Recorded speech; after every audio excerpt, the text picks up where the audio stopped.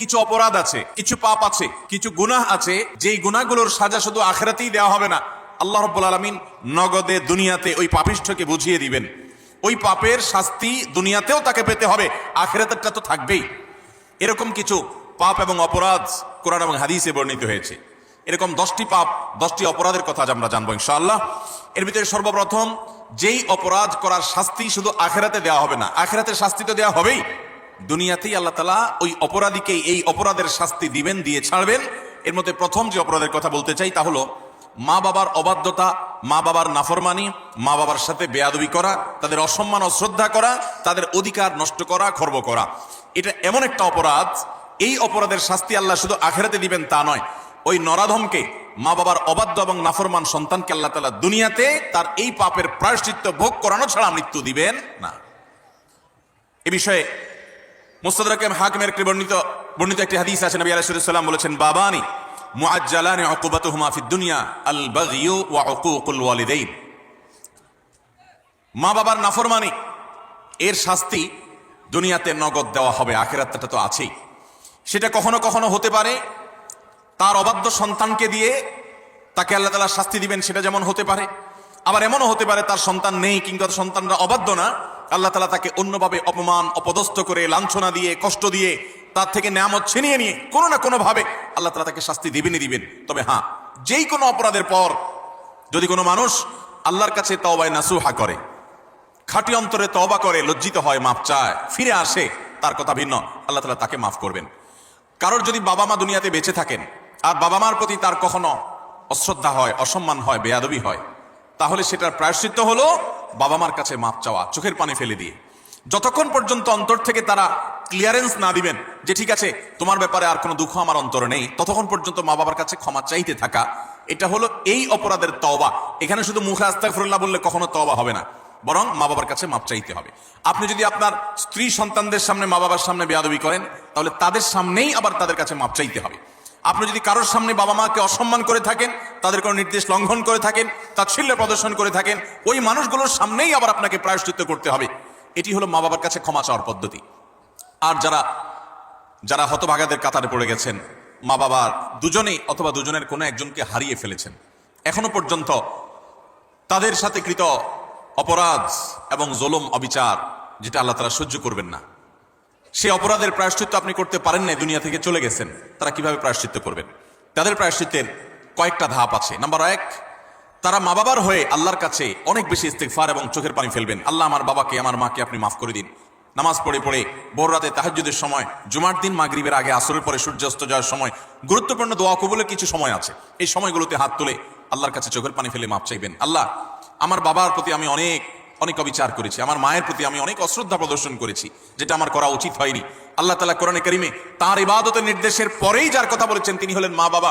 Rather রাব্বি ফি রিদাল ওয়ালিদাইন ওয়া সাখাতুর রাব্বি ফি সাখাতিল ওয়ালিদাইন। নবীজি সাল্লাল্লাহু আলাইহি ওয়াসাল্লাম বলেছেন, কারোর মা বাবা যদি তার উপরে সন্তুষ্ট থাকে তো আল্লাহ তার উপরে সন্তুষ্ট, আর মা বাবা যদি অসন্তুষ্ট তো আল্লাহ তার উপর অসন্তুষ্ট।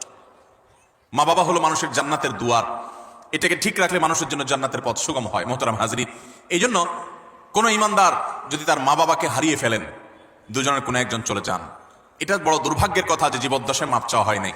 প্রায়শ্চিত্ত করার জন্য প্রথম কাজ হলো মা বাবার হয়ে অনেক বেশি বেশি ইস্তিগফার করা, ক্ষমা প্রার্থনা করা, তাদের হয়ে আল্লাহর কাছে আপিল করা, দোয়া করা, আল্লাহ তাদেরকে মাফ করে দিন। এই কাজটি অনেক বেশি পরিমাণে করতে থাকা, দিল থেকে করতে থাকা এক। দ্বিতীয়ত যে কাজটা করতে হবে তা হলো, সহিহ মুসলিমে বর্ণিত একটা হাদিস থেকে আমরা জানতে পারি, নবী আলাইহিস সালাম বলেছেন, কোন ব্যক্তি তার বাবা মার প্রতি বাধ্যগত হওয়ার, তাদের অনুগত হওয়ার, তাদের প্রতি সদাচরণ করার একটা গুরুত্বপূর্ণ পার্ট এবং অংশ হলো মা বাবার অগোচরে কিংবা তাদের উপস্থিতিতে তাদের যে বন্ধু বান্ধব আছেন, তারা যাদের সাথে উঠা বসা করতেন, তাদের সহপাঠী যারা ছিলেন, সেই মানুষগুলোকে বাবা মার মতো সম্মান করা। ধরুন আপনার বাবা দুনিয়া থেকে চলে গেছেন, বাবার বন্ধু কারা ছিলেন, বাবার সহচর কারা ছিলেন, বাবার একান্ত কাছের কারা ছিলেন। আপনার বাবা বেঁচে থাকতে আপনার ছোট ভাই বোনদেরকে অনেক আদর করতেন, আপনার বাবার অনুপস্থিতিতে আপনি তাদেরকে আদর করলেন। আপনার বাবা বেঁচে থাকতে তার নাতি নাতনিদেরকে অনেক কেয়ার করতেন, তিনি নাই, আজকে আপনি তার হয়ে সেই কাজটা করলেন। আপনার বাবা বেঁচে থাকলে তার বন্ধু বান্ধবদের সম্মান করতেন, স্নেহ করতেন, ভালোবাসা দিতেন, দাওয়াত দিয়ে খাওয়াতেন, আপনি তার অগোচরে সেই কাজটা করলেন। এভাবে আপনার বাবা মা দুনিয়া থেকে চলে যাওয়ার পরও তাদের পক্ষ থেকে এই কাজগুলো করার মাধ্যমে আপনি বিররুল ওয়ালিদাইন বা মা বাবার প্রতি সদাচরণের কাজটা আঞ্জাম দিতে পারবেন। আল্লাহ তাআলা আমাদের সবাইকে মা বাবার সদাচরণকারী, মা বাবার অনুগত সন্তান হওয়ার তৌফিক দান করেন। নবী আলাইহিস সালাম বিভিন্ন নবী রাসূলগণ কোরআনে কারিমে তাদের বিবরণ এসেছে, তাদের সম্পর্কে আল্লাহ রাব্বুল আলামিন এই সার্টিফিকেট দিয়েছেন। তারা কখনো কখনো আল্লাহর কাছে দোয়া করেছেন যেন তারা মা বাবার প্রতি সদাচরণকারী হন। এটা খুব সহজ বিষয় না। অনেক বদমেজাজ সন্তান আছে, অনেক কুলাঙ্গার সন্তান আছে যে বাবা মার প্রতি তারা অশ্রদ্ধা প্রদর্শন করে। বাবা মা ত্রুটি করতে পারে, বিচ্ছুতি করতে পারে, তারা যদি অন্যায় করে সন্তানের প্রতি তাদেরও বিচার হবে, কিন্তু সন্তান হিসেবে আপনার চেষ্টা থাকবে বাবা মার সামনে কখনো অশ্রদ্ধা হয়, অসম্মান হয় এমন কোনো কাজ না করা। আব্দুল্লাহ ইবনে আব্বাস রাদিয়াল্লাহু তাআলা বলেছেন, তুমি তোমার বাবা মায়ের সামনে যদি জামা ঝাড়া দাও, কাপড় ঝাড়া দাও, ধুলাবালি সরাও, বাবা মার সামনে এই কাপড় নাড়াটা এটাও বাবা মার সামনে বেয়াদবির শামিল। আল্লাহর জমিনে কারোর সামনে যদি তুমি সবচেয়ে বেশি কাছুমুছু করতে হয়, সে হলো তোমার বাবা মা। তোমার সবচেয়ে বেশি বিনয়ের হকদার যদি কেউ থাকে আল্লাহর জমিনে, তিনি হলেন তোমার বাবা মা। যার কথা তুমি অন্ধের মতো মানবে, কোরআন হাদিসের খেলাফ না হলে, তিনি হলেন তোমার বাবা মা। এই জায়গাটা আর কারোর জন্য হতে পারে না। অথচ আজকাল বেশিরভাগ যুবক, বেশিরভাগ কিশোরদেরকে দেখবেন যে আল্লাহর জমিনে যার চাইতে সবচেয়ে বেশি, যার সঙ্গে সবচেয়ে বেশি ঝাড়ি মেরে কথা বলা যায়, তারা মনে করে তিনি হলেন কে? মা। সবচেয়ে বেশি ঝাড়ি যাকে দিয়ে আমাদের আজকাল কিশোররা, যুবকরা কথা বলে, তিনি হলেন কে? হতভাগা মা। আল্লাহ রাব্বুল আলামিন আমাদেরকে মানুষ হওয়ার তৌফিক দান করুন, মুসলমান হওয়ার তৌফিক দান করুন। মা বাবার মর্ম ততক্ষণ পর্যন্ত মানুষ বোঝে না যতক্ষণ পর্যন্ত সে বাবা মা না হয়েছে। আল্লাহ তাআলা আমাদেরকে বাবা মার কদর করার তৌফিক দান করুন। তাহলে এক নম্বরের অপরাধ পেলাম আমরা, বাবা মার প্রতি যদি কেউ অবজ্ঞা করে, অশ্রদ্ধা করে, অসম্মান করে, তাদের কথা না মেনে চলে, লঙ্ঘন করে। হ্যাঁ, তারা কোনো অন্যায় কথা বললে সেটা মানা যাবে না, ন্যায়সঙ্গত কথা বললে সেটা মানতে হবে। এই ক্ষেত্রে যদি কেউ ত্রুটি করে, বিচ্যুতি করে বাবা মার অবাধ্য হয়, তার এই শাস্তি আল্লাহ শুধু আখিরাতেই দিবেন তা নয়, দুনিয়াতে তাকে এর জন্য প্রায়শ্চিত্ত ভোগ করতে হবে। তবে যদি সে মাফ চেয়ে এটাকে সুরাহা করে ফেলে এবং এটা ক্ষমা চেয়ে নেয়, তাহলে আল্লাহ তাআলা আশা করা যায় মাফ করবেন। নাম্বার 2, কারোর প্রতি জুলুম, কারোর প্রতি অবিচার, গায়ের জোর খাটানো, মাস্তানি গুন্ডামি করা, প্রভাব প্রতিপত্তি দেখানো, যে কাউকে দুর্বল পেয়ে তার উপরে চড়াও হওয়া, কাউকে ঠেকিয়ে ঠকিয়ে নিজের কাজ সিদ্ধ করা, এই মানুষের প্রতি জুলুম, অবিচার, এটার শাস্তি আল্লাহ তাআলা দুনিয়াতে দেন। পৃথিবীর ইতিহাসে এমন একজন জালেম দেখাতে পারবেন না যে জালেম জুলুম করেছে আর তার প্রায়শ্চিত্ত তাকে দুনিয়াতে পেতে হয়নি। পৃথিবীর ইতিহাসের সর্বপ্রথম জালেম, মানব সভ্যতার, মানব ইতিহাসের সর্বপ্রথম জালেম ছিল কাবিল, আদম আলাইহিস সালামের ছেলে কাবিল। সে জুলুম করেছে নিজের আপন ভাই হাবিলের প্রতি। আল্লাহ তাআলা তার মুখ উন্মোচন করে দিয়েছেন, তাকে অপমান অপদস্থ করেছেন, তার এই কুকর্ম আল্লাহ তাআলা ফাঁস করে দিয়েছেন। এটি ছিল আল্লাহর পক্ষ থেকে তার জন্য দুনিয়ার শাস্তি, আখিরাতের শাস্তি তো আছেই। পৃথিবীর ইতিহাসে বহু জালেম গিয়েছে, নমরুদ জুলুম করেছে, আবু জাহাল জুলুম করেছে, উতবা সাহেবা জুলুম করেছে, অনেক পরাশক্তি জুলুম করেছে। আল্লাহ তাআলা তাদের প্রত্যেককে অপদস্থ করেছেন, অপমান করেছেন, তাদের মুখ উন্মোচন করেছেন, তাদের শাস্তি দিয়েছেন। তবে আল্লাহ ছাড় দেন, আল্লাহ ছাড় দেন। আল্লাহ বলেছেন ইন্নামা নুমলি লাহুম, আমি ছাড় দিয়ে রাখি, ইন্না কাইদি মাতিন। ছাড় দেওয়ার পরে যখন ধরি, সে ধরাটা হয় বড় শক্ত, সেটা থেকে বাঁচার কোনো উপায় থাকে। জুলুম এমন অপরাধ, কোন মুসলমান যদি কোনো হিন্দুর প্রতি জুলুম করে, কোন নামাজি মানুষ যদি কোনো বেনামাজির প্রতি জুলুম করে, কোন ধার্মিক মানুষ যদি কোনো অধার্মিক মানুষের প্রতি জুলুম করে, তারপরও আল্লাহ তাআলার সাহায্য ওই মাজলুমের প্রতি থাকে, হোক সে অমুসলিম, হোক সে অন্য ধর্মের মানুষ। কারণ জুলুমকে আল্লাহ কখনো সহ্য করেন। ভাইরা আমার, পশু পাখি তাদের কোনো জান্নাতও নাই, জাহান্নামও নাই। পশু পাখির কোনো জান্নাত জাহান্নাম আছে? তাদের কোনো ইবাদত বন্দেগী আছে? আল্লাহ তাআলা কিয়ামতের দিন গরু ছাগলকে জিজ্ঞাসা করবেন, তোমার যৌবনকাল কিভাবে কাটাইছো? ঘাস খায় কাটছো নাকি শুয়ে শুয়ে কাটছো? আল্লাহ জিজ্ঞাসা করবেন। জিজ্ঞাসাবাদ হবে মানুষের এবং জিনের, পশু পাখির কোনো জিজ্ঞাসাবাদ হবে? পশু পাখির আল্লাহ জিজ্ঞাসা করবেন ঘাস বেশি খাইছো কিনা, অপচয় করছো কিনা, তোমার মালিক তোমাকে ঘাস খাইতে দিছে, অর্ধেক খাইছো আর অর্ধেক ফালাইছো, অপচয় করছো, জবাব দাও। এরকম কোনো কথা আছে হাদিস কোরআনে? নাই। তাদের কোনো বিচার নাই। কিন্তু জুলুম এমন অপরাধ, পশু পাখি পর্যন্ত একজন আরেকজনের প্রতি যদি জুলুম করে, একটা গরু অন্য গরুটার উপরে চড়াও হয়ে তাকে আক্রমণ করে রক্তাক্ত করে ফেলেছে, গায়ের জোর ছিল। একটা ছাগল শিং ছিল, আরেকটা শিং ছিল না, যার শিং ছিল সে শিং দিয়ে গতগতি করে অন্য আরেকটা ছাগলকে আহত করেছে, আঘাতপ্রাপ্ত করেছে। একটা মোরগ অন্য মোরগের প্রতি অবিচার করেছে। নবী করিম সাল্লাল্লাহু আলাইহি সাল্লামের সুস্পষ্ট হাদিস পাওয়া যায়, কিয়ামতের ময়দানে এই পশুগুলোকে আল্লাহ তাআলা মাটি হওয়া থেকে আবার পুনরায় সৃষ্টি করবেন এবং দুনিয়াতে যে যার প্রতি অবিচার করেছে সেই অবিচারের বিচার আল্লাহ করবেন। যে এখন তুমি, যে দুর্বল ছিল সে সবল, যে তার প্রতি জুলুম করেছে, তার প্রায়শ্চিত্ত স্বরূপ তাকে সে গুঁতো মারবে এবং এর শাস্তি পাবে। এরপর আল্লাহ বলবেন কুনু তুরাবা, তোমরা আবার মাটি হয়ে যাও, আবার তারা মাটির সাথে মিশে যাবে। অর্থাৎ তাদের কোনো বিচার নেই। কিন্তু পশু পাখিও যদি একে অন্যের প্রতি জুলুম করে, আল্লাহ রাব্বুল ইজ্জত তার বিচার কিয়ামতের ময়দানে করবেন। তাহলে মানুষের জুলুম এটা কত জঘন্য হতে পারে, কত ভয়াবহ হতে পারে। কোরআনে কারিমে আল্লাহ তাআলা বলেছেন ওমা রাব্বুকা বিযাল্লামিল লিল আবিদ, তোমার রব আল্লাহ তিনি বান্দার প্রতি কোনো জুলুম করেন না। আল্লাহ হাদিসে কুদসিতে বলেছেন ইন্নী হারামতু যুলমা আলা নাফসি, আমি আল্লাহ বলেছেন তিনি আল্লাহ, তিনি তার নিজের প্রতি নিজে জুলুমকে হারাম করে দিয়েছেন। আল্লাহর উপরে কোনো হালাল হারাম করার কেউ আছে?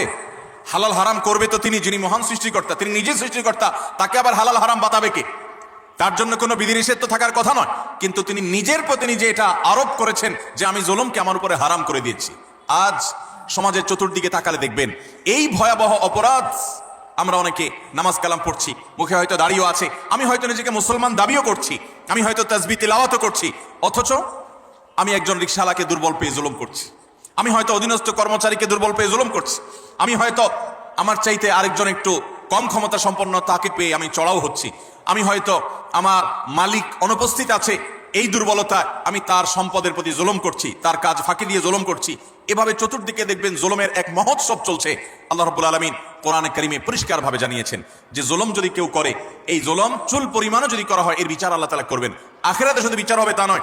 আমরা যে হাদিসটি আবু দাউদ এবং তিরমিজিতে পাই, সেই হাদিসে নবী সাল্লাল্লাহু আলাইহি ওয়াসাল্লাম বলেছেন মা মিন যামবিন আজদারু আন ইউআজ্জিলাল্লাহু লিসাহিবিহি আল উকুবা ফিদ দুনিয়া মা মা ইয়াদখিরুহু ফিল আখিরাহ মিসলাল বাগয়ি ওয়া কাতিআতির রাহম। জুলুম এবং অবিচার যদি কেউ করে, তো এর শাস্তি আখিরাতে যা আল্লাহ রেখেছেন তা তো হবেই, দুনিয়াতে নগদ শাস্তি ভোগ করা ছাড়া মানুষ পানাতে পারবে না। একজন জালিম দেখাতে পারবেন না যে জালিম জুলুম করতে করতে হাসতে হাসতে দুনিয়া থেকে চলে গেছে, তার ভেতরে ত্রাস সৃষ্টি হয়েছে, কোনো না কোনো ভাবে আল্লাহ তাআলা তার জীবনটাকে জীবন্ত জাহান্নাম করেছেন, অথবা অপমান অপদস্থ করেছেন, বা ভেতরে ভেতরে শাস্তি দিয়েছেন। এই শাস্তি ভোগ করা ছাড়া কোনো জালিম যেতে পারে না। এই জন্য ভাইরা আমার, কারোর প্রতি যদি জুলুম হয়, বিশেষ করে আমাদের তরুণ বন্ধুদেরকে আমরা বলি যে কয়েকজন বন্ধু যখন একসাথে হন, শরীরের মধ্যে একটা ভাবসাব চলে আসে। কয়েকজন কলেজে পড়ুয়া বন্ধু, আজকাল কলেজে পড়া লাগে না, এখন কিশোর গ্যাং বাইর হয়েছে, পুচকে পুচকে 4-5 জন একসাথে হয়ে গেলেই মাস্তান হয়ে যায়, ঠিক না ভাই? ঠিক। 4-5 জন একসাথে হলে শরীরে একটা ভাবসাব চলে আসে। একা একা যদি চায়ের দোকানে যান, তো আস্তে করে খুব নরম সুরে বলেন মামু এক কাপ চা দেন। আর যখন 4-5 জন 6-7 জন একসাথে যান, তো শরীরে ভাব চলে আসে। একবারে বেশি 2বার যদি ডাকা লাগে ওই টি বয়কে, ওই কর্মচারী বেচারাকে, তখন তার দিকে তেড়ে যান, শক্ত কথা বলেন, জোরে আওয়াজ করেন, ভাবখানা এমন যে আপনি কি হুনুরু হয়ে গেছেন। গাড়িতে উঠেছেন, বাসে উঠেছেন, কয়েকজন মিলে উঠেছেন, তো মনে হচ্ছে যে কিছু একটা বাসে উঠে গেছে, কোনো একটা হাইওয়ান জন্তু উঠে গেছে, এরকম একটা ভাবচক্কর, ঠিক না ভাই? ঠিক। ভাইরা আমার, কয়েকজন মিলে শক্ত আছেন, একজন রিক্সাওয়ালা হয়তো 10 টাকার জায়গায় 15 টাকা চাইছে, 1 টাকাও দিলেন না, পুরো টাকা না দিয়ে চলে গেছেন, বেচারা ফেল করে চেয়ে আছে, কিছু বলার ক্ষমতা নাই। মনে রাখবেন, এর সবগুলো আল্লাহর খাতায় লেখা হচ্ছে। একটি পাপ এমন নাই, একটি জুলুম নাই যে জুলুম আল্লাহর খাতায় লেখা হচ্ছে না। নবী করিম সাল্লাল্লাহু আলাইহি ওয়াসাল্লাম সেজন্য বলেছেন, সেদিন আসার আগে নিজেদের এই সকল মামলাগুলোকে নিষ্পত্তি করে ফেলো, মানুষের অধিকারগুলো দিয়ে ফেলো, যাদের প্রতি জুলুম করেছো মাপ চেয়ে সেগুলোকে ক্ষমা চেয়ে সবগুলোকে চূড়ান্তভাবে নিষ্পত্তি করে ফেলো। যেদিন এগুলোর বিচার যখন আল্লাহ শুরু করবেন, তখন কাউকে ছাড় দিবেন না। নবী সাল্লাল্লাহু আলাইহি ওয়াসাল্লাম বলেছেন আতাদরুনা মানিল মুফলিস, তোমরা কি জানো সবচেয়ে বড় ভিখারিকে, অভাবীকে?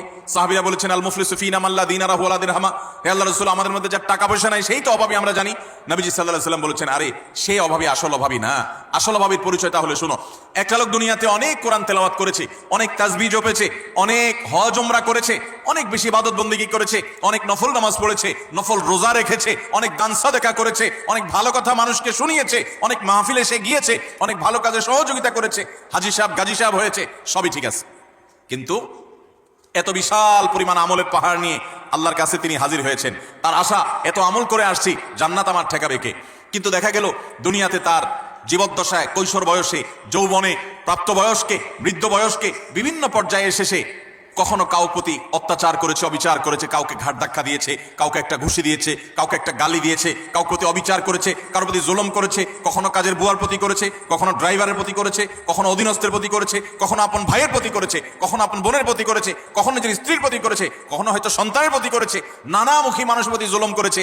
এই জুলুমগুলোর যাদের প্রতি করা হয়েছে, কিয়ামতের ময়দানে এই লোক যখন আমলের পাহাড় নিয়ে জান্নাতে যাওয়ার জন্য মুছে তাও দিবে, সমস্ত পাওনাদার হাজির হয়ে আল্লাহর কাছে বলবে, আল্লাহ, এই ব্যক্তি যে আজ জান্নাতে যাওয়ার জন্য প্রস্তুতি গ্রহণ করছে, এই লোক সে আমাদের অধিকার নষ্ট করেছে, আমাকে একটি আঘাত করেছে, আমি দুর্বল ছিলাম, হয়তো রিকশাওয়ালা কিছু বলতে পারি নাই, আপনি তো আহকামুল হাকিমিন, আজ বিচার দিবসেতে বিচার হবে, দুনিয়াতে আমি বিচার পাই নাই, আজকে আমি বিচার চাই। আল্লাহ তাআলা তখন ওই ব্যক্তিকে আল্লাহ রাব্বুল আলামিন তখন বলবেন, এখন বিচার হলো, তুমি যে আমলের পাহাড় নিয়ে এসেছো সেখান থেকে কিছু আমল সওয়াব তাকে দিয়ে দাও, কিছু সওয়াব তাকে দিয়ে দাও, তোমার কাজের প্রায়শ্চিত্ত হবে।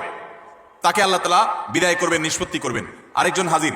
এভাবে একে একে যত পাওনাদার তার কাছে হবে, সমস্ত পাওনাদারদের পাওনা দিতে দিতে তার আমল যা নিয়ে এসেছে এই আমলের সকল সওয়াব ফুরিয়ে যাবে, শেষ। কিন্তু পাওনাদার তখনও আছে। এবার পাওনাদারদের পাওনা নিষ্পত্তি করবার জন্য আল্লাহ তাআলা পাওনাদারদের পাপের বোঝা তার মাথায় একটু একটু করে, তার অপরাধের অনুপাত হারে আল্লাহ তাআলা দিতে দিতে পাপের বোঝা মাথায় নিয়ে, আমল তো সওয়াব তো এর আগেই শেষ পাওনাদারকে দিয়ে, এবার পাওনাদারদের পাপের বোঝা মাথায় নিয়ে সে জাহান্নামে নিক্ষিপ্ত হবে। নবী সাল্লাল্লাহু আলাইহি ওয়াসাল্লাম বলেছেন, ওই লোকের মতো ভিখারি, তার মতো অসহায়, তার মতো অভাবী, তার মতো কপাল পোড়া আল্লাহর জমিনে আর কেউ হবে না। সেই অভাব যেন আমাদের না হয়। এজন্য ভাইরা আমার, দুনিয়ার জীবনে আমার কারোর প্রতি যেন কোনো জুলুম না হয়, কোনো অবিচার না হয়, গায়ের জোর যেন আমি না দেখাই। আল্লাহ যেন আমাকে মনুষ্যত্ব এটা যেন আমার মধ্যে অর্জন করতে পারে। বিশেষ করে তরুণ এবং কিশোর বন্ধুরা, বয়সের কিছু পাগলামো আছে, বয়সের কারণে শরীরে কিছু গরম ভাব আসে, খবরদার, কারোর প্রতি যদি কখনো রাগ করেও ফেলেন, অবিচার করেও ফেলেন, শয়তানের প্ররোচনায় পড়ে সাথে সাথে তার কাছে মাপ চেয়ে নেবেন, নিষ্পত্তি করে ফেলবেন, এটা রেখে দিবেন না। কারণ আল্লাহর খাতায় প্রত্যেকটা অপরাধ লিপিবদ্ধ হবে। এটা তো আখিরাতের কথা। আজ আমরা যেটি বলছি তা হলো, নবী করিম সাল্লাল্লাহু আলাইহি ওয়াসাল্লাম বলেছেন, আখিরাতের যে শাস্তির কথাটা তো আছেই, কিন্তু কারোর প্রতি যদি কেউ জুলুম করে, দুনিয়াতে আল্লাহ রাব্বুল আলামিন তাকে সেই জুলুমের শাস্তি, প্রায়শ্চিত্ত তাকে দিবেন, এর মুখোমুখি তাকে হতেই হবে। আল্লাহ তাআলা আমাদেরকে জুলুমের মতোই পাপ অপরাধ থেকে বেঁচে থাকার তৌফিক দান করুন। 3 এবং 4 এবং 5 এই তিনটি আরেকটি হাদিসে এসেছে। 3 নম্বর হলো আত্মীয়তার সম্পর্ক ছিন্ন করা, 4 নম্বর হলো কথায় কথায় মিথ্যা কথা বলা, এবং 5 নম্বর হলো আমানতের খেয়ানত করা। কেউ টাকা রেখেছে, আপনি মেরে দিলেন, কারোর কাছ থেকে বাকি নিয়েছেন, আর ওই লোকের চেহারাও মারালেন না, সামনেও গেলেন না, কারোর কাছ থেকে হাওলাত নিয়েছেন, এরপর তার মোবাইল নম্বরই ব্লক করে ফেললেন। কেউ আপনাকে কোনো কথা বলছে কারোর কাছে না বলতে, আপনি সবার কাছে বলে বেড়ালেন। কারোর কোনো গোপন তথ্য আছে, এটা ফাঁস করে দিলেন। এরকম যত প্রকার আমানতের খেয়ানত আছে, এই সবগুলোর কারণে আল্লাহ তাআলা দুনিয়াতে নগদ শাস্তি দিবেন। তাহলে 3 নম্বর হলো আত্মীয়তার সম্পর্ক ছিন্ন করা, 4 নম্বর হলো মিথ্যা, 5 নম্বর হলো খেয়ানত, আমানত নষ্ট করা। এই কয়েকটা পয়েন্ট একসাথে তাবরানীতে বর্ণিত হয়েছে। নবী সাল্লাল্লাহু আলাইহি ওয়াসাল্লাম বলেছেন যে কয়েকটা অপরাধ আছে, এগুলোর শাস্তি আখিরাতে হওয়ার পাশাপাশি দুনিয়াতে হওয়াটা অধিকতর উপযুক্ত হবেই হবে, এর কোনো বিকল্প নাই, ব্যত্যয় নাই। আল্লাহ তাআলা এটি করবেনই। তার ভিতরে একটা হলো আত্মীয়তার সম্পর্ক ছিন্ন করা। অনেক মানুষ আছেন, নিজের আপন ভাইয়ের সাথে সম্পর্ক ভালো নাই, বোনের সাথে সম্পর্ক ভালো নাই, কোনো যুক্তি খাটবে না। আপনার ভাই খারাপ, এই যুক্তি দিবেন, বোন খারাপ, সে যুক্তি দিবেন, এই যুক্তি খাটবে না। সে খারাপ, আপনি তো খারাপ হবেন না, আপনাকে তো ভালো হতে হবে। আপনি নিজে থেকে তার প্রতি সদাচরণ করার চেষ্টা করবেন, আপনি তার সাথে নিজে থেকে উইলিংলি মিশতে যাবেন, তার কল্যাণ চাইবেন, তার জন্য দোয়া করবেন। হ্যাঁ, তার সাথে মিশতে গেলে সে ক্ষতি করে, সে মামলা মোকদ্দমা করে, সে শত্রুতা করে, তাহলে ভিন্ন কথা, আপনি যান বাঁচানোর জন্য দূরে থাকতে পারবেন। কিন্তু আত্মীয়তার সম্পর্ক রক্ষা করা সুন্নত না নফল? আত্মীয়তার সম্পর্ক রক্ষা করা কি নফল কাজ না সুন্নত কাজ? ফরজ। 5 ওয়াক্ত নামাজ পড়া যেরকম ফরজ, রমজানের রোজা রাখা যেরকম ফরজ, আত্মীয়তার সম্পর্ক রক্ষা করাটাও কি? অনেক মুসলমান এটা জানেন না। আপনার ভাই বোন, তার সাথে আপনার সুসম্পর্ক বজায় রাখতে হবে। আত্মীয়ের তালিকায় রক্ত সম্পর্কীয় যাদের সাথে আপনার ব্লাডের কানেকশন আছে, এই রক্ত সম্পর্কীয় আত্মীয়দের মধ্যে সবচেয়ে অবহেলিত আত্মীয়ের নাম হলো ফুফু। সবচেয়ে অবহেলিত আত্মীয়ের নাম কি? ফুফু। কজন বলতে পারবেন যে ফুফুর সাথে নিয়মিত যোগাযোগ করেন, যাদের ফুফু আছে? কজন যোগাযোগ বলতে পারবেন? অল্প কয়েকটা হাত উঠছে। বেশিরভাগ মানুষ ফুফুদের সাথে কোনো সুসম্পর্ক নেই। হ্যাঁ, কোনো কোনো ক্ষেত্রে ফুফুরাও অমানুষের মতো ভাতিজার প্রতি, ভাতিজিদের প্রতি আচরণ করে, আছে কিছু বিচ্ছিন্ন ঘটনা, কিন্তু তারপরও ভাতিজা হিসাবে আপনার চেষ্টা থাকবে যে আমার বাবার বোন, আমাদের শরীরের রক্ত একই রক্ত, অতএব তার প্রতি আমার অধিকার, তার প্রতি আমার কর্তব্য আছে, তার প্রতি আমার দায়িত্ব আছে। সেই দায়িত্ববোধ থেকে অন্তত সুসম্পর্ক বজায় রাখা, খোঁজ খবর নেওয়া। আজকাল মোবাইলের যুগে খোঁজ খবর নেওয়া খুব সহজ, কিন্তু মুশকিল হলো সোশ্যাল মিডিয়া নামে যে সমস্ত নেটওয়ার্ক, যে সমস্ত অ্যাপ, যে সমস্ত সুযোগ সুবিধা আমাদের কাছে আসছে আজ, এগুলো আমাদের সবচেয়ে বেশি আনসোশ্যাল করে দিয়েছে। এই সোশ্যাল মিডিয়া আমাদের এক একজনের 5000 করে বন্ধু তালিকায় আছে। অনেকের এই 5000 ফুল। 5000 বন্ধুর হক আদায় করতে করতে নিজের রক্ত সম্পর্কে আত্মীয়দের সাথে 6 মাসে একবার ফোনে কথা বলার টাইমও আমরা পাই না। ঠিক কিনা বলেন ভাইরা আমার? আপনার এই ফেক বন্ধু, কাগজে বন্ধু, ফেসবুকীয় বন্ধু, কোরআন এবং হাদিসের আলোকে এদের কোনো হক আপনার কাছে সে অর্থে? অথচ বন্ধু আপনার পোস্টে লাইক মারছে, আপনি পাল্টা লাইক না মানলে বন্ধু নাখোশ হয়ে যায়। এই জন্য ঘুরে ঘুরে তার ওয়ালে গিয়ে লাইক মারা লাগে। বন্ধু আপনার পোস্টে কমেন্ট করছে, আপনি কমেন্ট না করলে, রিপ্লাই না দিলে সে নাখোশ হয়ে, জন্য রিপ্লাই দেওয়া লাগে। মেসেঞ্জারে নক করছে, রিপ্লাই দেওয়া লাগে। এই 5000 এই সমস্ত কাগজে বন্ধু আর ফেসবুকে বন্ধুর হক আদায় করতে গিয়ে আসল আপন যারা, তাদেরকে আজকাল আমরা ভুলে গেছি। আল্লাহ তাআলা আমাদেরকে আত্মীয় স্বজনের হক আদায় করার তৌফিক দান করুন। আপনি আপনার রক্ত সম্পর্কীয় আত্মীয়দের সাথে খোঁজ খবর রাখতে হবে। আপনার খালা আপনার রক্ত সম্পর্কীয় আত্মীয়, আপনার মামা আপনার রক্ত সম্পর্কীয় আত্মীয়, আপনার চাচা আপনার রক্ত সম্পর্কীয় আত্মীয়।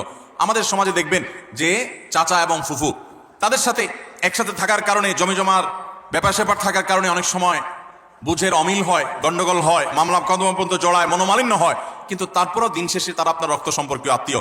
আপনি একজন মুসলমান হিসাবে তাদের সাথে সম্পর্ক ছিন্ন কখনো করতে পারবেন না, কোনো যুক্তিতে না। হ্যাঁ, সে আপনার ক্ষতি করছে, বাধ্য হয়ে আপনি ছিন্ন করতে হচ্ছে বা দূরে থাকতে হচ্ছে, ভিন্ন কথা।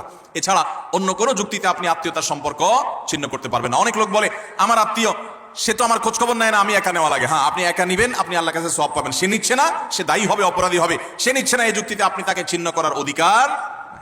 আল্লাহ তাআলা আমাদেরকে আত্মীয়তার সম্পর্ক রক্ষা করার তৌফিক দান করুক। চাচা এবং ফুফুদের খোঁজ খবর নেব তো ইনশাআল্লাহ। চাচা তো ভাই, ফুফাতো ভাই বোন, তাদের খোঁজ খবর নেব তো ইনশাআল্লাহ। এগুলো তো অনেক পরের কথা। অনেক কপাল পড়া আছে নিজের আপন ভাই বোনের সাথেও যোগাযোগ, কত বন্ধুতার, কত দোস্ততার, কত আপন তার, অথচ রক্ত সম্পর্কীয় এই মানুষগুলোর প্রতি তারা খেয়াল রাখে না। নবী করিম সাল্লাল্লাহু আলাইহি ওয়াসাল্লাম বলেছেন, আল্লাহ রাব্বুল আলামিন হাদিসে কুদসিতে বলেছেন যে ব্যক্তি আত্মীয়তার সম্পর্ককে রক্ষা করবে, সংযুক্ত করবে, তাদের সাথে কানেক্টেড থাকবে, আল্লাহ তাআলা ওই ব্যক্তির সাথে কানেক্টেড থাকবেন। আর যে ব্যক্তি আত্মীয়তার সম্পর্কের সাথে সম্পর্ক ছিন্ন করে ফেলবে, আত্মীয়ের সাথে সম্পর্ক ছিন্ন করবে, রাখবে না, আল্লাহ তাআলা বলেছেন কাতাআহুল্লাহ, আল্লাহ তাআলা তার সাথে সম্পর্ক ছিন্ন করে ফেলবেন। এবং লা ইয়াদখুলুল জান্নাতা কাতি, আত্মীয়তার সম্পর্ক ছিন্নকারী জান্নাতে প্রবেশ করবে। কোনো যুক্তিতে আত্মীয়তার সম্পর্ক আপনি ছিন্ন করতে পারেন না, রাগ করে 3 দিন অভিমান করতে পারেন, এর বেশি না। আল্লাহ আমাদেরকে এই অপরাধটি থেকে বেঁচে থাকার তৌফিক দান করুন। আত্মীয়তার সম্পর্ক রক্ষা করলে ওই ব্যক্তিকে আল্লাহ তাআলা দুনিয়াতে নগদ শাস্তি দিয়ে থাকেন, আখিরাতের শাস্তির পাশাপাশি। আর 4 নম্বর হলো মিথ্যা, কথায় কথায় মিথ্যা, সবার সাথে মিথ্যা, তার জীবনটা মিথ্যার উপরে। এই মিথ্যাবাদীদের উপর আল্লাহ বলেছেন যে লানাতুল্লাহি আলাল কাযিবিন, আল্লাহর লানত, আল্লাহর অভিশাপ এবং আল্লাহর গজব নাজিল হয় মিথ্যাবাদীদের উপরে। এজন্য ঈমানদার কখনো কথায় কথায় মিথ্যা বলতে পারে। 5 নম্বর হলো খেয়ানত, যেটা বললাম যে আমানতের খেয়ানত, অর্থের দিক থেকে খেয়ানত, কথার দিক থেকে খেয়ানত, বিভিন্ন দিক থেকে খেয়ানত।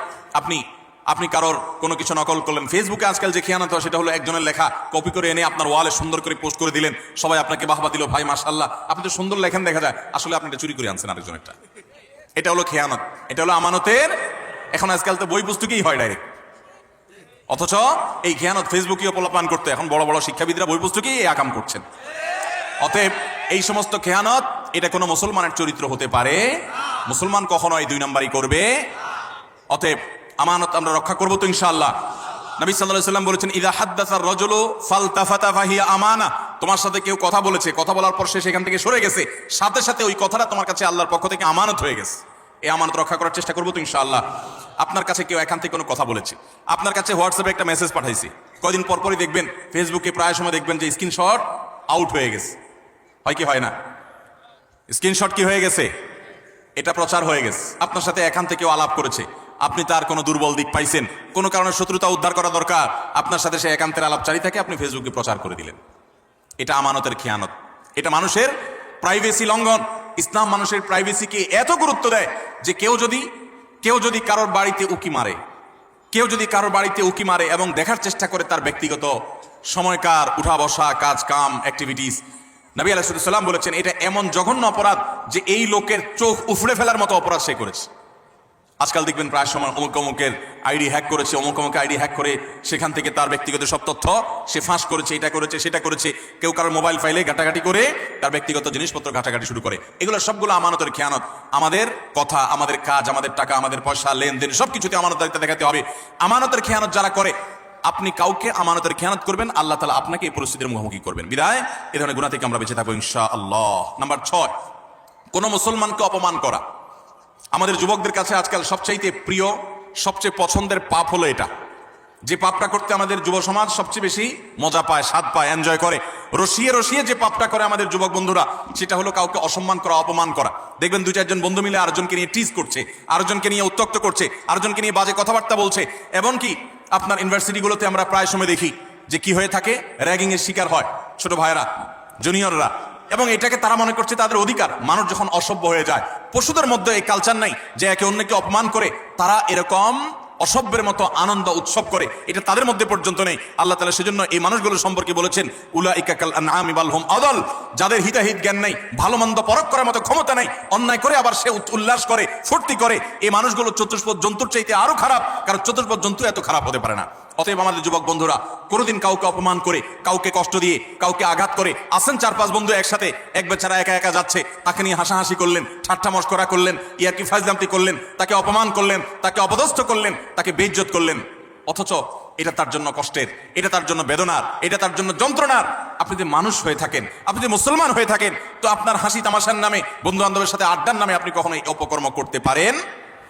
নবী করিম সাল্লাল্লাহু আলাইহি সাল্লাম বলেছেন, আবু দাউদে বর্ণিত হয়েছে, কোন মানুষ সে যদি আরেকজনকে অপমান করে এমন একটা জায়গায় যেখানে ওই লোকটা অপমান থেকে বাঁচার চেষ্টা করছে, সে চায় কেউ তার জন্য সাহায্যের হাত বাড়িয়ে দেখ, সেখানে আপনি তাকে আরো অপমান করলেন, তাহলে আপনি নিশ্চিত জেনে রাখেন, লিখে রাখেন, আপনার জীবনে এরকম পরিস্থিতি আসবে যে আপনি কোন পরিস্থিতিতে মানুষের সাহায্যের জন্য আপনি হাত বাড়াবেন, কিন্তু সাহায্য পাবেন না, পাবেন অপমান।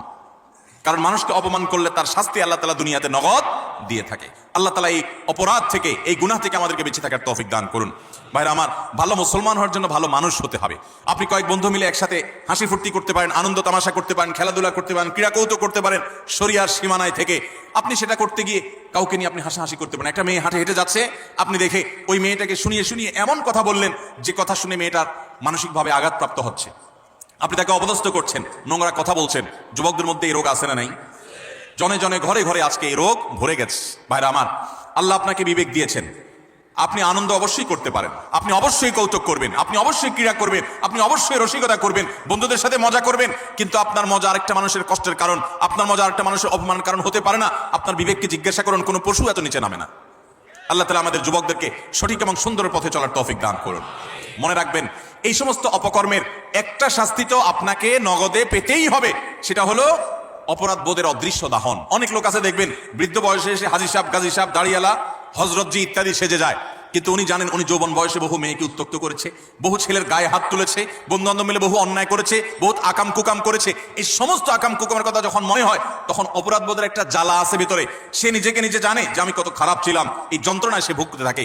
আর যারা যৌবনকালে এই সমস্ত অন্যায় এবং পাপাচার থেকে বেঁচে থেকে তাদের যৌবনকে পরিচ্ছন্ন করে, পড়াশোনা করে, কেরিয়ার গড়ে তোলে, সামাজিক কর্মকাণ্ড করে, বন্ধু বান্ধব মিলে ক্রীড়া কৌতুক করে, শরিয়ার সীমানার মধ্যে থেকে কারোর প্রতি অবিচার অন্যায় করে না, তাদের এই জীবনের সবচেয়ে নগদ আল্লাহ তাআলার পক্ষ থেকে যে পুরস্কার আছে, তাহলে মানসিকভাবে সে ফিল করে যে আমি অন্যায় করি নাই, আমি অবিচার করি নাই, আমি যৌবন বয়সে ভালো কিছু কাজ করতে পেরেছি। আল্লাহ আমাদেরকে যৌবনকালে ভালো কোনো কাজ করার তৌফিক দান করুন।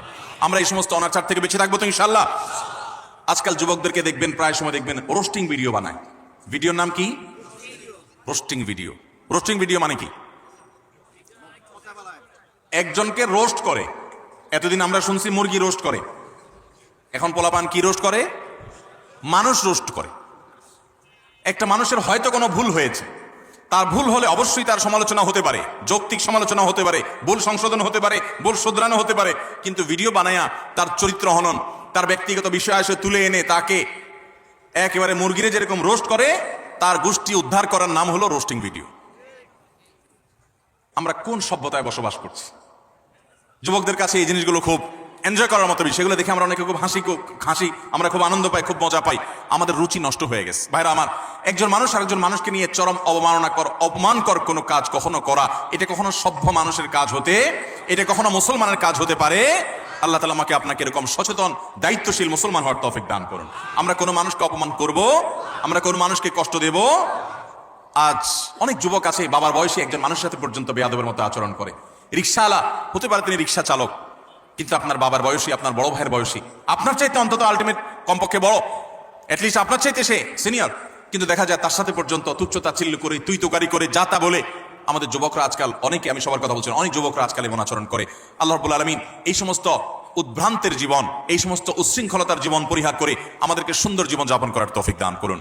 ভাইরা আমার, একটা সুস্থ বিবেক অনেক বড় নেয়ামত, যে বিবেকের রাডারে ধরা পড়বে যে এটা অন্যায়, এটা ন্যায়। আমার কোনো বন্ধু একটা অপকর্ম করছে, আমি বুঝতে পারলাম আমার রাডারে ধরা পড়েছে এটা অন্যায়, আমি প্রতিবাদ করব, ওই বন্ধুকে প্রয়োজনে ত্যাগ করব, আমি একজন ভালো বন্ধু গ্রহণ করব। চেষ্টা করা যাবে না ইনশাআল্লাহ।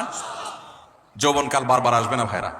যৌবনের যে পাগলামি, যৌবনের যে উচ্ছলতা, যৌবনের যে উন্মাদনা, আল্লাহর শপথ করে বলছি এটা চিরকাল থাকবে? থাকবে না, এটা চলে যাবে। কি করেছেন সে জিনিসটা কিন্তু ঠিকই থেকে যাবে, আপনার কর্মটা ঠিকই থেকে যাবে। যৌবনের এই সময়টা চলে যাবে, কিন্তু যৌবনকালে যা যা করেছেন এই সবগুলো আপনার আমলনামা যেমন লেখা থাকবে, আপনার স্মৃতিতেও থাকবে। আমলনামার কারণে আপনার আখিরাতের শাস্তি হবে, আর স্মৃতিতে থাকার কারণে আপনার পরবর্তী বয়সে আপনাকে অপরাধবোধের অদৃশ্য দাহনে আপনাকে জ্বালাতে থাকবে, অস্থিরতা আপনার মধ্যে কাজ করতে থাকবে। অতএব যৌবনকালে এবং যে কোনো বয়সে আমরা কোনো মানুষকে অপমান, অপদস্থ করব। কোনো মানুষ বিপদে পড়েছে, হয়ে গেছে তার দ্বারা একটা কোনো সমস্যা, আপনি চান্স পেয়ে এবার তার 14 গোষ্ঠী উদ্ধার করা শুরু করলেন না। ভাই, এই সময় হাত বাড়িয়ে দেন, পারলে তাকে সাহায্য করেন। আল্লাহ রাব্বুল আলামিন আপনার কোনো বিপদে এরকম মানুষ দিয়ে দিবেন যে মানুষ আপনার হাত ধরে আপনাকে উদ্ধার করবে। চেষ্টা করবো না ইনশাআল্লাহ? তাহলে 6 নম্বর অপরাধ এটি যে কোনো মানুষকে অপমান করলে, কোনো মুসলমানকে অপমান করলে তার শাস্তি আল্লাহ রাব্বুল আলামিন দুনিয়াতে দেন। এবং যে ব্যক্তি কোনো বিপদে পড়া মানুষকে, যার দরকার সাহায্য, সে সাহায্যের জন্য হাহাকার করছে, ওই টাইমে তাকে আরো আঘাত করে, আরো আক্রমণ করে, তার রোস্টিং ভিডিও বানায়, তার চরিত্র হনন করে, তাকে অপমান অপদস্থ করে, এই ব্যক্তি তার যখন জীবনে এরকম পরিস্থিতিতে পড়বে, আল্লাহ তাআলা ঠিক একইভাবে অন্য আরেক পাপিষ্ঠকে দিয়ে আল্লাহ তাআলা তাকে সাইজ করবেন। বিদায় বেঁচে থাকবো তো ইনশাআল্লাহ। নাম্বার 7, মানুষকে দেখানোর জন্য কোনো ভালো কাজ করলে, এখন ফেসবুকের সময়, এমন কোনো ভালো কাজ পাওয়া কঠিন হবে যেটা আমরা ফেসবুকে দেই না।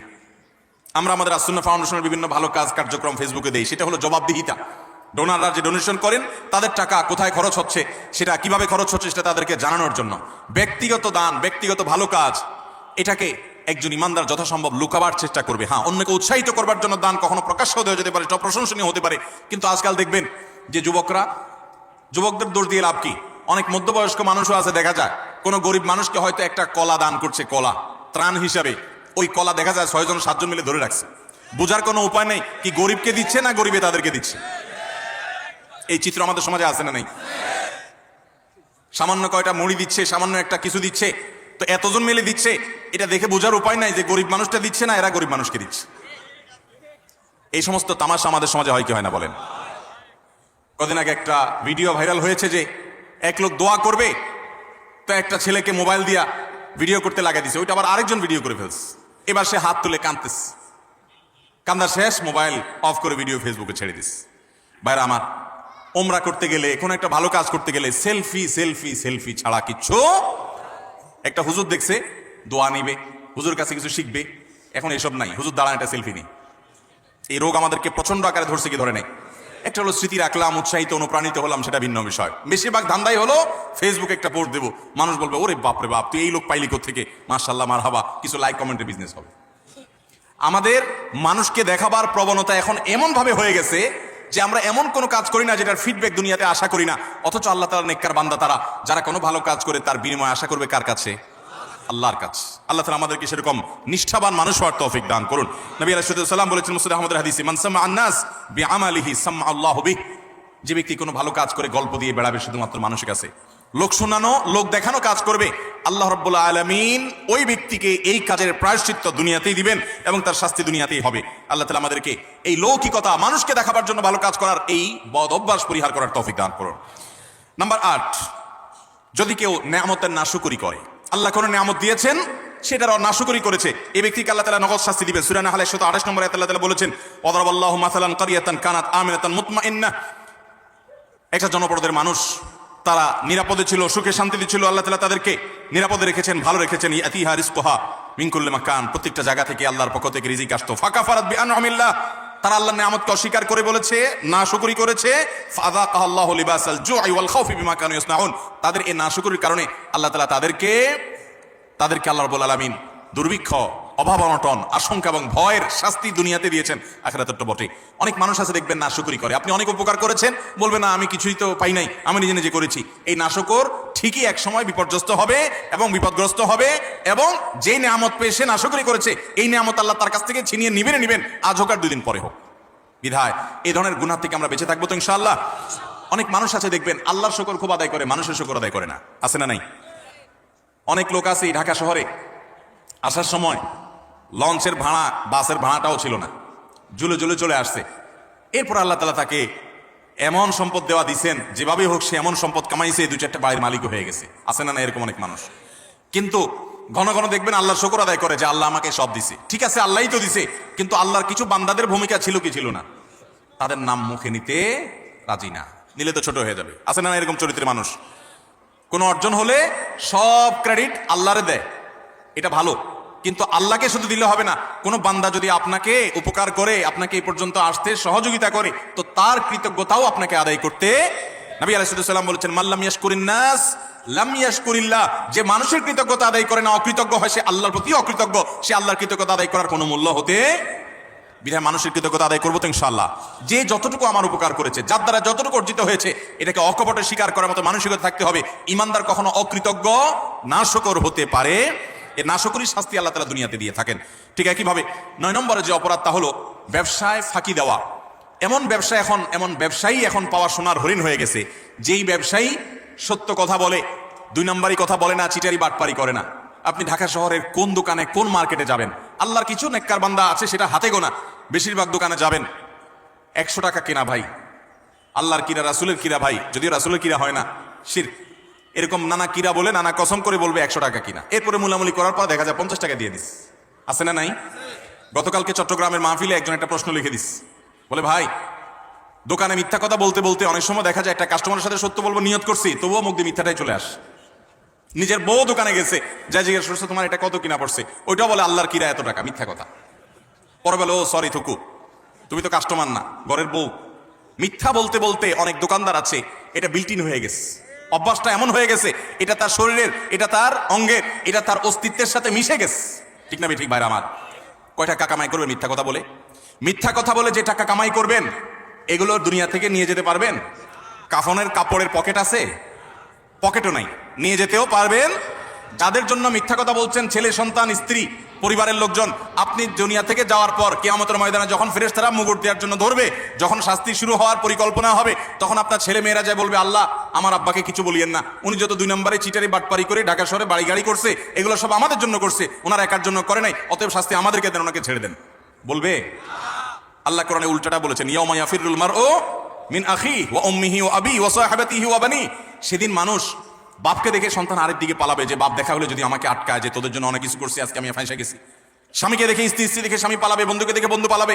লিকুল্লি ইমরিন মিনহুম ইয়াউমা ইযিন শাআনুন ইউগনি, সবাই ইয়া নফসি ইয়া নফসি করতে থাকবে। ভাইরা আমার, আল্লাহর জমিনে তার চাইতে বড় নির্বোধ কে হতে পারে, যে চুরি করে যাদের জন্য ওই লোকগুলো তার চুরির কোনো দায় বহন করবে, আরাম করে ভোগ করবে ছেলে মেয়েরা, অথচ আপনি তার পাপের প্রায়শ্চিত্ত ভোগ করবেন। তাহলে আপনি কেন দোকানদারি করতে গিয়ে কাস্টমার সাথে মিথ্যা কথা বলবেন? আপনি সত্য কথা বলেন, কেনা বেচা আপনার কম হবে, ব্যবসা একটু কম হবে, আয় ইনকাম একটু কম হবে। মনে রাখবেন, এর বিনিময়ে শান্তিটা আল্লাহ তাআলা দুনিয়াতেও দিবেন, আখিরাতেও দিবেন। চেষ্টা করবো তো ইনশাআল্লাহ। ভাইরা আমার, ওজনে কম দেওয়া, দোকানদারি ব্যবসা বাণিজ্যের মধ্যে মিথ্যা প্রতারণা, আজ গোটা দুনিয়া দাঁড়িয়ে আছে মিথ্যার উপরে। সারা ঢাকা শহরে যত বিজনেস আছে, ম্যাক্সিমাম বিজনেসই দেখবেন, বিশেষ করে খুচরা পর্যায়ে ম্যাক্সিমাম বিজনেস দাঁড়িয়ে আছে মিথ্যার উপরে। ফল দোকানে যাবেন, উপর দিয়ে সব সুন্দর করে সাজা রাখছে বড় বড় গুলা, নিজে সব ছোট ছোট গুলা গুলা আছে না নাই? পোকা কাগুলো সব সোলা রাখছে, উপর দিয়ে ভালোগুলো দিয়ে রাখছে। নবী করিম সাল্লাল্লাহু আলাইহি সাল্লাম একবার বাজারে গেলেন, গিয়ে দেখলেন যে এক লোক গমের স্তূপ নিয়ে বসে আছে, গম বিক্রি করছে। নবী করিম সাল্লাল্লাহু আলাইহি সাল্লাম ফিল্ড ভিজিটে গেলেন, সরাসরি মদিনা রাষ্ট্রনায়ক তিনি গিয়ে সোজা হাত ঢুকিয়ে দিলেন গমের ভিতরে, স্তূপের ভিতরে। সন্দেহ হলো তার, দেখলেন যে ভিতরে সব ভিজা গম, এটা ওজনে ভারী হবে, আর শুকনাগুলো ওজনে কম হবে, পরিমাণে বেশি হবে সেখানে, তো ভিজাটার দাম কম হবে। ভদ্রলোক ভিজাগুলো নিচে, উপর দিয়ে শুকনাগুলো দিয়ে বিক্রি করছে। নবী করিম সাল্লাল্লাহু আলাইহি সাল্লাম বললেন, এই চিটারি কেন করলে তুমি তো একই দামে বিক্রি করছো, অথচ তোমার ভেতরে ভিজা গম। তখন তিনি বললেন, হে আল্লাহ রাসূল, বৃষ্টিতে ভিজে গেছে, আমি কি করবো, যেন উপর দিয়ে এগুলো দিয়ে দিচ্ছি। নবী সাল্লাল্লাহু আলাইহি সাল্লাম, না, তুমি ভিজাগুলো আলাদা বিক্রি করবে, শুকনাগুলো আলাদা বিক্রি করবে, ভিজাগুলোর এক দাম হবে, শুকনাগুলোর আরেক দাম হবে। তুমি কেন এই বাটপারি এবং চিটারি করলে? মান গাশশা ফালাইসা মিন্না। মনে রাখবে, যে মানুষকে প্রতারণা করে ব্যবসা বাণিজ্যে, সে আমার উম্মত হতে পারে। আমরা প্রায় সময় যখন দেখি টেলিভিশনের স্ক্রিনে বা পত্রিকার পাতায়, দাড়ি পাকা বুড়ো মানুষ, সুন্দর চাচা, বাপ চাচার মতো দেখতে, নুরানি চেহারা, মাথায় টুপি আছে, কপালে সেজদা দিতে দাগও আছে, কিন্তু উনি ধরা পড়েছে কিসে? 2 নম্বর মাল বিক্রি করতে গিয়ে। হয় কি হয় না এগুলা? আমাদের অনেক মুসলমান মনে করে ইসলাম হলো নামাজ রোজার নাম। শুধুমাত্র ভাইরা আমার, ইসলাম নামাজ রোজার নাম যেমন, ঠিক এমনি ভাবে আমার লেনদেন, কায় কারবার, বেচা কিনা, ব্যবসা বাণিজ্য, সেখানেও সততার পরিচয় দেওয়া। অনেকে বলে ভাই এরকম সততার পরিচয় দিতে গেলে আজকাল আর ভাত জুটবে না। ভাত জোটার দরকার নাই, চিড়া জোটক। ইমানদার কখনো নীতিতে ছাড় দিতে পারে। সততার সাথে চলবো তো ইনশাআল্লাহ। শুআয়ব আলাইহিস সালামের জাতি, তারা ব্যবসা বাণিজ্যে এরকম 2 নম্বরই করতো। আল্লাহর গজব তাদের উপরে নাজিল হয়েছে। এই উম্মত কিয়ামতের আগ পর্যন্ত আল্লাহর গণগজব আসবে না, ধ্বংস করবে না। নবী সাল্লাল্লাহু আলাইহি ওয়াসাল্লাম দোয়া করে গেছেন যেন এটা না আসে। কিন্তু এইরকম পাপের, পাপিষ্ঠ, অপরাধী, খারাপ ব্যবসায়ী, তাদেরকে আল্লাহ দুনিয়াতে নগদ শাস্তি দিবেন। অন্য কোনো শাস্তি হোক আর না হোক, ওই যে ভেতরকার যে অদৃশ্য দাহন, জ্বালা, যন্ত্রণা, এটা আল্লাহ তাআলা দিবেন। অনেকে দেখবেন যে পারিবারিকভাবে অশান্তির সাগরে হাবুডুবু খাচ্ছে, কিন্তু আপনি দেখবেন উপর দিয়ে গাড়ি বাড়ি, ফিটফাট, চাকচিক্যময় জীবন। আল্লাহ তাআলা আমাদেরকে এই ধরনের অপরাধ থেকে বেঁচে থাকার তৌফিক দান করুন। নাম্বার 10, যে কোনো সাধারণ কুফরি, আল্লাহর প্রতি অবিশ্বাস, পাপাচার, এগুলোর কারণে আল্লাহ তাআলা দুনিয়াতে নগদ একটা শাস্তি দেন। মিনিমাম একটা শাস্তি হয়, সেটা হলো মানসিক অশান্তি এবং ডিপ্রেশন। আপনারা প্রায় দেখবেন গোটা পৃথিবীতে সবচেয়ে বেশি আত্মহত্যা করে তারা যারা কোনো ধর্মে বিশ্বাসী না। সবচেয়ে বেশি আত্মহত্যা করে যারা কোনো ধর্মে বিশ্বাসী। এটা আমার কথা না, এটা বিশ্ব স্বাস্থ্য সংস্থার বিভিন্ন কয়েক বছরের জরিপ মিলিয়ে রব্বি আল্লাহ নামে একটা গ্রন্থ অনেকগুলো ভাষায় অনুদিত হয়েছে রিয়াদ থেকে। এর বাংলা অনুবাদ আমি করেছিলাম। সেখানে একটা গ্রাফ তারা তুলে এনেছেন। বিশ্ব স্বাস্থ্য সংস্থার জরিপের আলোকে কয়েক বছরের জরিপ দেখানো হয়েছে সারা পৃথিবীতে তুলনামূলকভাবে আত্মহত্যার পরিমাণ প্রবণতা সবচেয়ে কম যাদের মধ্যে, তারা হলো মুসলমানরা। কারণ কি জানেন?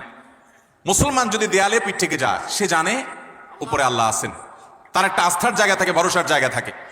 আর যার আল্লাহর প্রতি বিশ্বাস না, সে বলে ও স্যাড, ব্যাড, শেষ।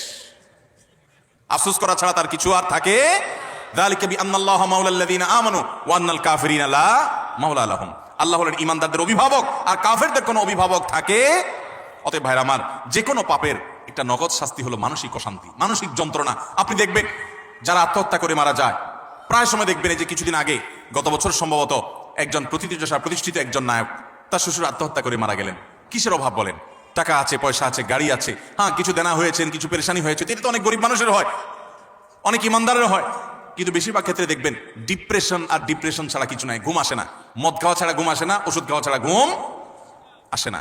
অথচ ভোগের যত উপকরণ সব তার হাতের কাছে আছে, মদের বোতলও তার কাছে আছে, নর্তকীও তার সামনে আছে, অন্যায় পাপাচার এবং উচ্ছলতা এটা করার যত মাধ্যম আছে সব তার হাতের কাছে আছে, কিন্তু শান্তি জিনিসটা নাই। মানসিক শান্তি জিনিসটা আল্লাহ রাব্বুল আলামিন কোরআন কারীমে বলেছেন, আলা বিযিক্রিল্লাহি তাতমাইন্নুল, আল্লাহর জিকির, আল্লাহর আনুগত্যের মধ্যে প্রশান্তি আসে। ভাইরা আমার, সালাহাতু সঙ্গে বুদি দিল খারাস, আজ মুদে এক জামানা খাকে বাস। পাপ বহুত করেছেন, পাপে মজা আছে আমি জানি। জিনা করেছেন, মাদকের দিকে হাত বাড়িয়েছেন, অন্যায় অনাচার করেছেন, অবৈধ পথে কামাই করেছেন, অনেক টাকা পয়সা করেছেন, কিছু স্বাদ পেয়েছেন আমি জানি। আজ মোদে এক জামানা খাকে বাস। আসুন এবার একটু ভিন্ন স্বাদ আস্বাদন করি। আল্লাহর বাধ্যগত হয়ে, আল্লাহর নাফরমানি ছেড়ে দিয়ে আল্লাহর গোলামীর জীবন কিছুদিন পরীক্ষামূলক করে দেখেন। এটার যে স্বাদ দুনিয়াতে ভোগের জীবনে, সেই স্বাদ কখনো পাওয়া যায়? আল্লাহ আমাদের সবাইকে আল্লাহর সমস্ত নাফরমানি থেকে বেঁচে থাকার তৌফিক দান করুন। চেষ্টা করবো তো ইনশাআল্লাহ। আমরা আবার এক নজরে বলছি 10টি অপরাধ যেগুলোর শাস্তি আল্লাহ তাআলা দুনিয়াতে নগদ দিয়ে থাকেন। নাম্বার 1, মা বাবার অবাধ্যতা, মা বাবার নাফরমানি, তাদের সাথে বেয়াদবি, দুনিয়াতে আল্লাহ নগদ শাস্তি দেন।